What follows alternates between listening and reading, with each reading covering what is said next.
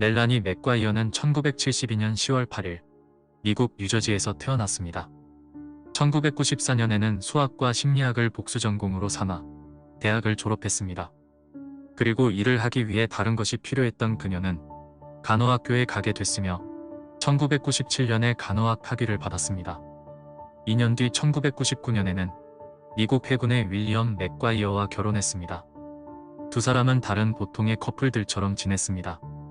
2004년 4월은 그들이 결혼한 지 5년이 되는 해였습니다. 두 사람 사이에는 아들도 2명이 생기게 됐습니다. 멜라니는 불임 클리닉의 간호사가 됐고 윌리엄은 군대를 전역하고 컴퓨터 프로그래머가 됐습니다.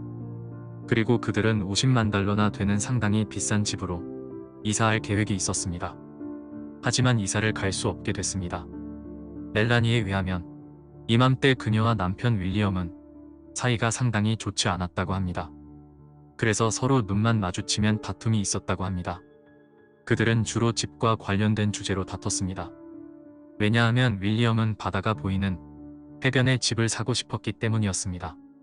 그래서 자주 멜라니를 때렸고 입을 다물라고 건조기 시트를 그녀의 입에 쑤셔 넣기도 했다고 합니다. 그리고 이런 부부싸움 이후에 그가 사라지게 됐습니다. 또한 그가 사라짐과 동시에 해변에서 여행용 가방들이 발견되기 시작했습니다. 2004년 5월 5일 어부들이 일을 하러 바다에 나갔습니다. 한 인터뷰에 따르면 그들은 검은색의 여행용 가방이 물에 떠 있는 것을 발견했고 이것을 끌어올리기로 했습니다. 그런데 이게 생각보다 너무 무거웠다고 합니다. 상당히 묵직한 이 가방을 끌어올리면서 그들은 값비싼 물건을 상상했습니다. 하지만 그들이 가방을 열어 내용물을 살펴보니 상상했던 것과는 거리가 멀었습니다.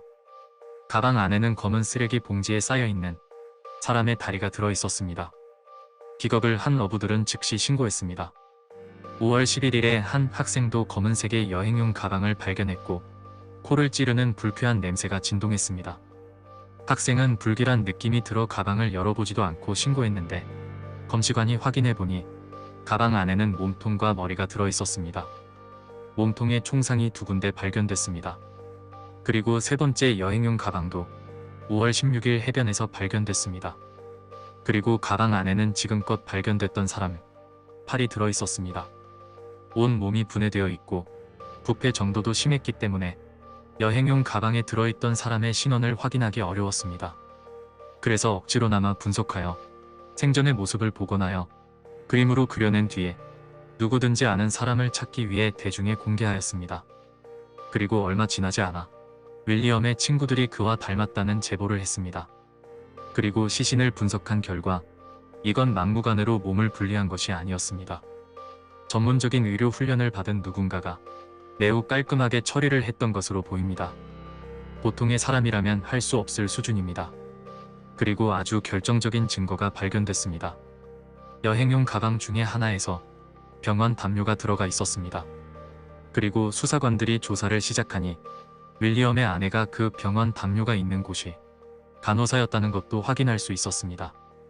윌리엄의 시신을 인계받은 멜라니는 그의 시신을 즉시 화장했습니다. 그리고 장례식은 고작 10분을 진행하고 종료했습니다.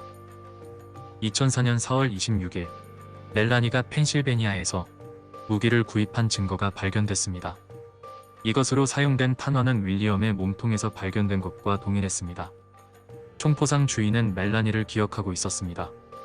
왜냐하면 보통 여자 손님은 거의 없기 때문이었습니다. 그리고 또한 무기를 구입하기 전에 서류를 작성하는데 직업란에 간호사라고 적은 것도 기억했습니다. 수사관들이 사라진 윌리엄의 차량에 대해 묻자 멜라니는 애틀랜틱에 있을지도 모른다고 대답했습니다. 그녀가 이렇게 말한 이유는 윌리엄은 자주 카지노를 하러 그곳에 갔기 때문이라고 합니다. 그리고 본인은 윌리엄이 들어있던 여행용 가방을 가진 적이 없었다고 합니다. 하지만 CCTV의 영상을 분석해보니 윌리엄의 차량에 탑승 중인 것은 멜라니로 밝혀졌습니다. 멜라니는 조수석에 탑승하고 있었는데 영상에는 담기지 않았지만 공범이 있을 수 있다고 합니다. 그리고 윌리엄이 죽은 지 이틀 후 델라웨어를 통과한 운전한 기록도 발견됐습니다. 델라웨어는 뉴저지에서 윌리엄이 발견된 곳의 중간 지점입니다. 그녀는 모든 혐의를 없애려고 노력했습니다.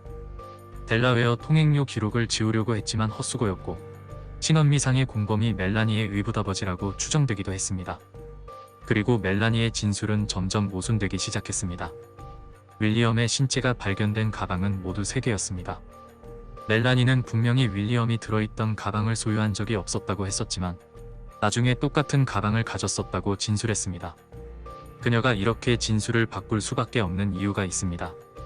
윌리엄이 들어있던 가방에서 멜라니의 집에 있던 소파와 일치하는 섬유 조각이 발견됐기 때문입니다.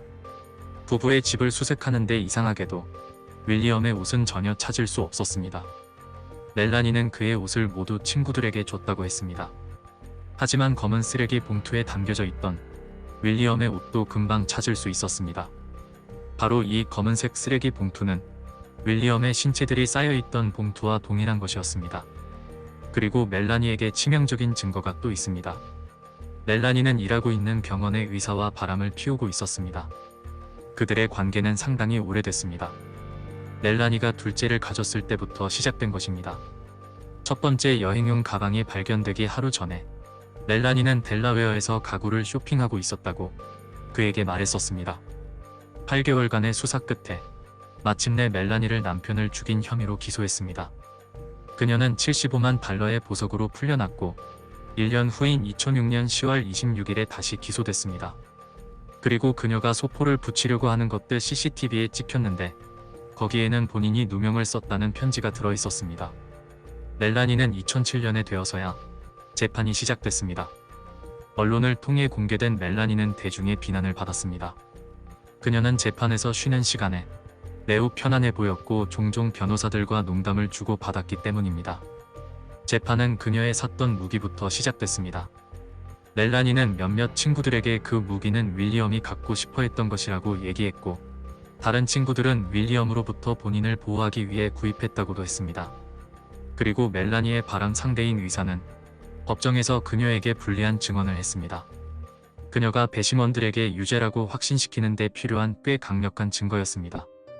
그는 판사에게 지난 3년간 그녀와 관계를 맺었다고 말했고 심지어 그들이 처음 만난 날부터 끈적한 관계가 됐다고 했습니다.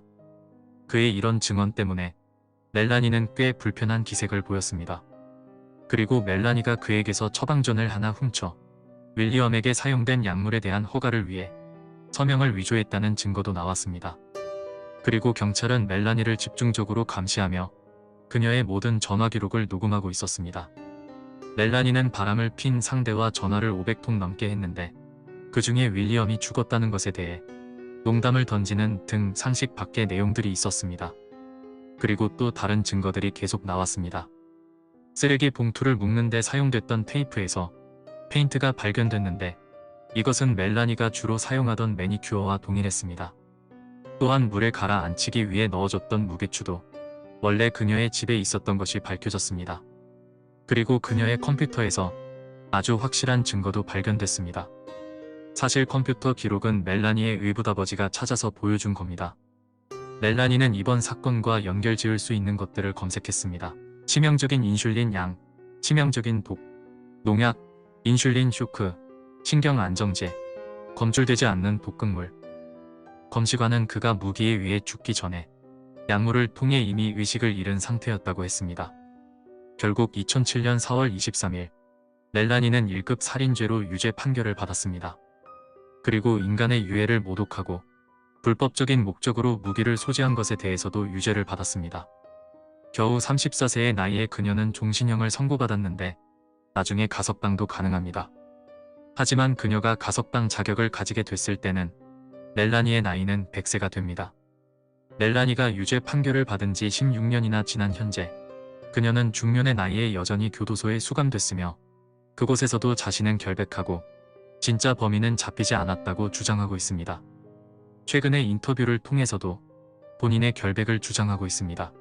Do you still insist that you're innocent? Absolutely. You're sitting here a wrongfully convicted person. Correct. Absolutely. 하지만 그녀는 더 이상 항소를 할 수 없기 때문에 아무리 억울하다고 소리쳐도 여생을 감옥에서 보내야 할 것입니다. 그리고 현재 70대가 된 멜라니의 부모는 2007년 멜라니가 유죄 판결을 받을 때 그녀의 두 아들을 본인들이 데려가기를 원했습니다. 아이들의 양육권을 가지고 윌리엄의 누나인 신디와 다툼이 있었지만 멜라니가 기소되자마자 그녀가 후견인 자격을 얻게 되면서 아이들은 본인들의 고모와 같이 지내게 됐습니다.